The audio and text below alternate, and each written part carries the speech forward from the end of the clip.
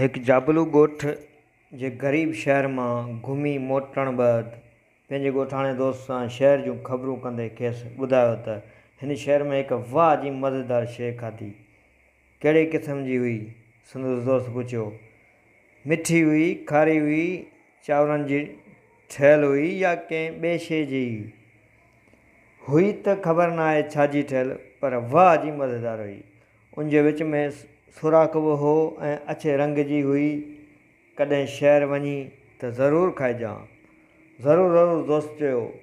ऐं पोइ कुझु ॾींहं बैदि हिन खे बि कमु सांगे शहर वञिणो पियो। हिन खे इहा शइ यादि हुई जेका संदसि दोस्त खाई आयो हो ऐं तमामु घणियूं तारीफ़ूं पिए कयई। उन करे शहर जा कम लाइ हू उन अछे रंग जे शइ जी ॻोल्हा में निकिरी पियो जेका कुल्फ़ी जहिड़ी डिघी हुई। दरअसल हिनजो दोस्त चकवा खाई आयो हो। जापान शहर जा माण्हू मच्छी जूं केतिरियूं ई शयूं ठाहे खाइनि था।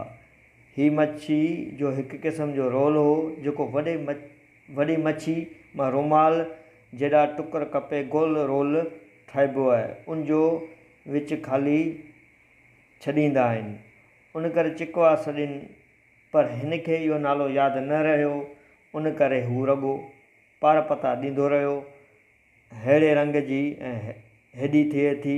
उन चकर में संदसि दोस्त खे ॻोल्हे ॻोल्हे जेका शइ मिली सा मेणबती हुई। ज़ाहिर आहे त मेणबती शम अछी हुई ऐं ओतिरी डिघी हुई जेतिरी हिन खे दोस्त ॿुधायो। हिन यकदमि दुकान खां 3-4 मेणबतियूं वरितियूं ऐं हिकिड़े कुंड पासे में वेही हिक ॿिए पोयां खाइणु लॻो, पर मज़ो न आयसि। ही अहिड़ी त मज़ेदार शइ न आहे जहिड़ी मुंहिंजे दोस्त तारीफ़ थिए कई। हिन सोचियो, बहरहाल पैसा ख़र्च कया हुअईं सो हिन इहे मेणबतियूं आत ॾेई ज़ोरी खाई पेट हवाले कयूं, जेतिरो मज़ो सफ़ा न आयसि। वापसि ॻोठ मोटण ते पंहिंजे दोस्त सां शहर जूं ॿियूं ख़बरूं करे आख़िर उन शइ जो ॿुधायसि। यार, मूंखे त इहा बिल्कुलु पसंदि न आई। बिना बेकार हुई, ख़बर न आहे तो कीअं खाधी। न यार, बेकार त न आहे, तमामु लज़ीज़ थिए थी। भला अछे रंग जी डिघी हुई? दोस्त पुछियसि।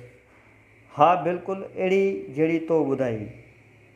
आऊं को बेवकूफ़ आहियां छा जो पार पता विसारे विया? हा, बसि रॻो हिकु ॻाल्हि हुई त हिन जे विच में सुराख हुजण बदिरां अछे रंग जो धाॻो हो, हिन ॿुधायो। पोइ यार, लॻे थो तो का ॿी शइ खाई आयो आहीं। ऐं पोइ हिन खां वधीक पुछणु लॻो त इहा कहिड़े क़िस्म जी शइ हू खाई आयो। उन शइ जा कुझु पार पता ॾियण बैदि संदसि दोस्त खां रड़ निकिरी वई। अड़े निभागा, इहा त तूं मेणबती खाई आयो आहीं। पोइ भला हाणे छा थींदो? हिन रिझींदे पुछियो। हाणे इजा त तुंहिंजे पेट में बाहि लॻे। दोस्त चयसि, बसि पोइ त आऊं हींअर ई पाण वञी पाणी में उछलायां।